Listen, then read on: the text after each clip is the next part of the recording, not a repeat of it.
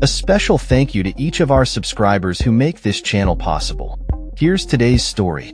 In a surprising turn of events, President Donald Trump has publicly criticized Ukrainian President Volodymyr Zelenskyy for expressing dissatisfaction with Ukraine's exclusion from recent U.S.-Russia talks aimed at resolving the ongoing conflict in Ukraine.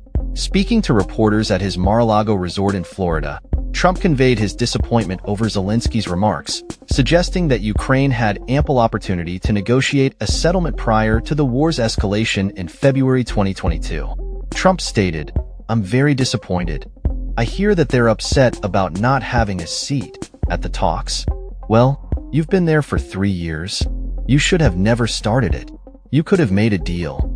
The comments come in the wake of Zelenskyy's critique that the negotiations between the US and Russia were taking place about Ukraine again and without Ukraine. Zelenskyy had earlier postponed a trip to Saudi Arabia, where the talks were held, to express his concerns about the fairness of the discussions. In a brazen move, Trump appeared to shift some of the blame for the invasion onto Kiev, suggesting that a half-baked negotiator could have secured a settlement without significant territorial losses. He emphasized that it was Zelenskyy's responsibility to have initiated talks earlier, claiming, "You should have ended it 3 years ago."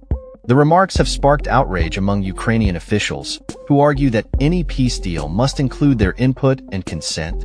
Zelenskyy defended his leadership in a separate interview, asserting that he remains popular among Ukrainians despite the war's toll, stating, "I'm president of Ukraine because 73% of people voted for me. And today I'm president because the majority in my country support me." The tension between the two leaders raises questions about the future of U.S. support for Ukraine and the potential concessions that could be made to Russia as Trump seeks to broker a peace deal. European leaders have expressed concern that Trump's approach may undermine the collective efforts to isolate Russia and uphold the post-World War II international order.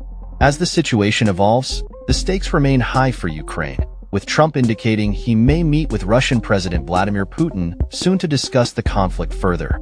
The absence of Ukrainian representatives at the Saudi talks has been described by analysts as indicative of a negotiation process skewed in favor of Russia. Critics argue that the U.S. administration under Trump risks making concessions that could jeopardize Ukraine's sovereignty and territorial integrity. As the complexities of international diplomacy unfold, the potential for a peaceful resolution remains uncertain, with both Zelenskyy and Trump asserting their positions in this high-stakes geopolitical landscape. That's all for this story.